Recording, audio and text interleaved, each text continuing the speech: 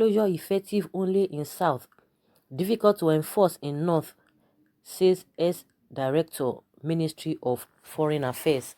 In this interview with Adelani Adepegba, the former Director of Trade and Investment, Ministry of Foreign Affairs, Ambassador Rashid Akinkunle, examines the issues around the closure of Nigeria's borders. What is your assessment of the border closure? He said border closure is not something you do casually. You may close it in case of a war to prevent an incursion into your territory, but it is not the kind decision you take for the purpose of stopping smuggling. How many borders are in the world? Maybe there are 5,000 country-to-country borders. So you get institutions that are well equipped to monitor the borders, but you don't close them. You use surveillance cameras, drones, and other equipment or facilities because nobody can monitor a border 100% except you build walls. In parts of Africa where borders are very porous, like the Nigerian Benin borders, for example, the Yoruba on the side of Benin Republic are not conscious of the modern border created by the British and the French. They have been trading for decades among themselves, and smuggling is part of their business. You cannot stop it, but you can only minimize it by using intelligence to curb arms smuggling and other contrabands.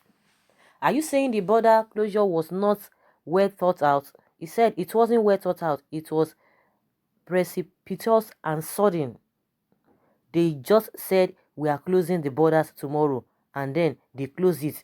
It is childish, and it was born out of a military mentality which is still playing out in governance. I was in London in 1983 when Major General Muhammadu Buhari took over power from the civilian government at the time. When the news filtered in that his regime was jailing politicians for 100 years, we all laughed. When we heard that the regime was planning to arrest Chief Obafemi Awolowo, I said that those boys were playing with danger. They overthrew Buhari shortly afterwards. Closing the border is not the best decision. Decisions like this should be taken with depth. People should come together and come out with a position, not that you just announce it overnight. The closure will not necessarily stop smuggling. If it stops it for a time, then you should put in place strong institutions that will address the problem. Do you believe the closure has achieved its objectives? He said, I think the closure is getting too protracted. 4 months going to 5 months, it is too long. You are dealing with sovereign states and no state can live in isolation. They need us and we need them. When I was in Cameroon, domestic products manufactured in Nigeria were taken to Cameroon and petroleum products were being smuggled with the complicity of the Jeddamis. It was business for Nigerians and the Jeddams where there is nothing they can do about it, especially in a situation where government agents are the accomplices of the smugglers. You cannot win that kind of fight. You can only minimize it by ensuring there is a joint patrol team on both sides of the borders and also create a buffer zone. Any contraband caught should be impounded permanently. Along the northern borders, the closure doesn't make sense because there is 1,000 routes that could be accessed by using donkeys. Any customs or immigration official who fails to cooperate with smugglers on this route may be risking his life. Are you saying the closure is only effective in the south? He said it is effective mainly in the south and difficult to enforce in the north. The people on both sides of the borders are the same. The Hausa in Nigeria are the same Hausa in Niger Republic. The Kanuri people in Nigeria are also on the other side of the border. Many Cameroonians are in the Nigerian army, the foreign service and other institutions. They simply cross to their hometowns on foot and they use the same market as their Nigerian neighbors. So the closure is more effective in the south than in the north. What is the implication of the closure for Nigeria's relationship with other ECOWAS member states? He said Nigeria needs ECOWAS because the Francophone monetary zone is fully integrated by France. They have a custom union, a common currency, and the same educational system. So it is the Anglophone countries that really need the ECOWAS to align with the Francophone countries. They can afford to pull out of ECOWAS and abandon Nigeria, and that would be the end of the organization, and all the efforts made almost 45 years ago will just be lost. It is not enough to have an ECOWAS parliament, ECOWAS court, and all the other institutions if people are not benefiting from them. France's military bases are protecting the Francophone territories. They don't really need ECOMOG as long as you don't interfere in their affairs. I was in Côte d'Ivoire when the crisis in that country started and Nigeria wanted to help. I recall that the president sent 2 fighter jets to Abidjan. But France requested that the planes should be returned. Then French brought their troops and they were able to manage the crisis. So the Francophone countries are still under the influence of France. They can afford to pull out of ECOWAS and Nigeria will be the worse for it. Do you think the conditions given to Benin and Niger for the reopening of the borders are fair? He said one of the conditions is that a trade facilitation committee, which we have the ministers of finance and trade of Nigeria, Benin and Niger as members, will be set up to promote intra-regional trade and to introduce sanctions against smuggling. Let us assume, for example, that a shipload of rice arrives in Benin. We know that they can't consume it all. Those goods may not necessarily be coming to Nigeria because they also send goods to landlocked countries such as Mali, Niger, and Burkina Faso through their ports. Their imports are not for Nigeria alone. Nigeria needs our West African neighbors. So border closure decision must be subjected to very deep debate by civil servants, experts, and the National Planning Commission. Such decision should not be taken by a small group of people only. The government claims the closure has positively impacted the economy. Do you think this is true? He said, we are looking at the wrong side of the economy. The problem is the open market. Our market is open to all commodities that are competing with manufactured goods in Nigeria. A country that opens its market to all kinds of imported goods is bound to have serious issues with unemployment and poverty. The competition with foreign manufactured products as in the past 3 decades forced the exit of many thriving Nigerian brands and companies.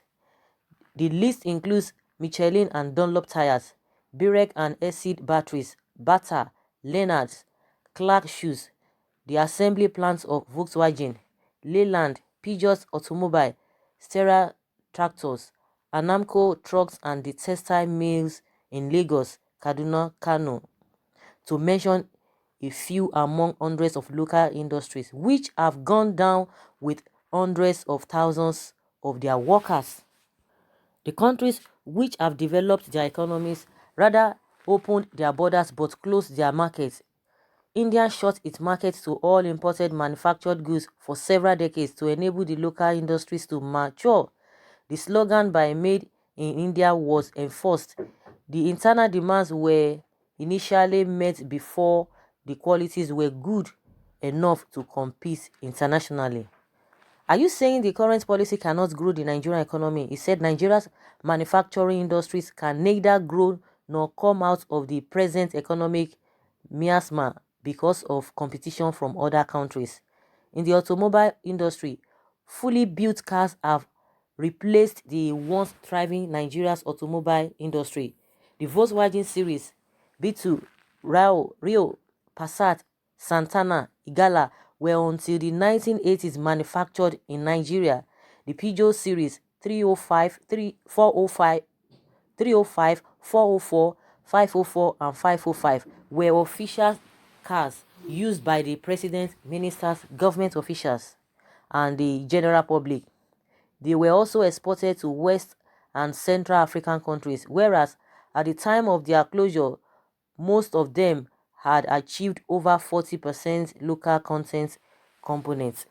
The oil refineries are not working, and Nigeria, with a crude oil production of over 2 million barrels a day, import petroleum products. This is most incredible, ironical, and absurd.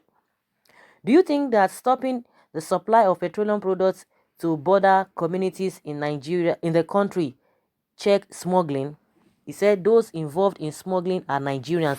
I lived in Cameroon for 3 years, and in Boya, there were no petrol filling stations. The residents bought petrol from roadside sellers. If you stop supplying fuel to the border communities, people will find a way round it. Denying the border community fuel supply is not a good strategy. You have to put in place something effective, a deterrent. If our refineries were functioning, we could sell fuel to people living in Cameroon and Benin Republic just like we sell power. It is painful when you import fuel at great cost and some people smuggle it out. Most of the people in Francophone countries use motorcycles. The car is not a priority for them. The right thing is to sell fuel to these other countries officially. By refining products abroad, we are empowering foreign countries. Turkey has no oil, but it has 27 refineries because oil refinery is big business for the authorities. They import crude oil, refine and sell to other countries. Our refineries were built in 1976 or thereabout, yet they are not functioning. What they are doing in the Niger Delta is distillation and it is usable. We can distill and the fuel we need in Nigeria. We can distill all the fuel we need in Nigeria, but racketeering will not make it work. So guys, you've heard it all. This issue of a border closure, it just came all of a sudden, impromptu, it just came. And they just said they are closing border according to what this man really explained, and they just closed it. And just like he said, and a lot of people have been saying that in North, borders were not closed. They are not still closed. And like he said, it is very, very difficult to be able to do that. And he gave reasons why it is very difficult to do over there. But when it comes to South, they are more effective. They will do all manner of things. And just like he said, that we can distill oil, the fuel we need in Nigeria. But racketeering will not make it work. It will not make it work. And what does that mean? It's still corruption here and there. And also because when the government was complaining about people were smuggling things in, things that were not supposed to come in, and we said that's why they have customs. They are supposed to mount that place effectively, and the blame should go to the people, the customs who have been there, but they didn't do that. And that was what would have solved the whole problem, putting all necessary measures that will curb all of those things, at least even if it's not going to be permanent, but it will reduce it to the barest minimum. But they don't want to do that because they have ulterior motive, and that is just the way it is. Now they are telling us, some farmers are smiling and all of that. What is the percentage of that? When we have to weigh this whole thing, the advantages and the disadvantages, the little advantages, those are the things that they are going to be blowing up, all over the place, that people are enjoying the whole thing, people are doing this, people are doing that. But in the long run, it's not the best. The question is that, is it going to be closed permanently? If it's not going to be closed permanently, then why closing it in the first place? So guys, we are just in for it. We are just in for it, and that's just the truth of the matter. Someone says here, border closure is truly not the solution, but to seek economic advisors to control the inflows. Is it true that Nigeria enforces policies in the south, leaving the north, especially when policies hurt the people? Why is our northern border unpoliced? The big question there. Someone says military mentality, jailing politicians for 100 years. Draconia Decree 2 and 4, 1984. Haha. That francophone WA countries can afford to pull out of ECOWAS, and Nigeria will be the worst for it. That's not say untrue. Federal government should encourage the close, align new industries to return back to production lines. That's what this person is saying, and there's a response to this one. Someone say early new companies of non-availability to current or what? You know, different people with their different opinions. So guys, let's hear your take concerning this interview that this man granted, and is a ex-director, Ministry of Foreign Affairs, Ambassador Rashid Akin Kuole. So guys, let's hear you. Thank you very much. Bye.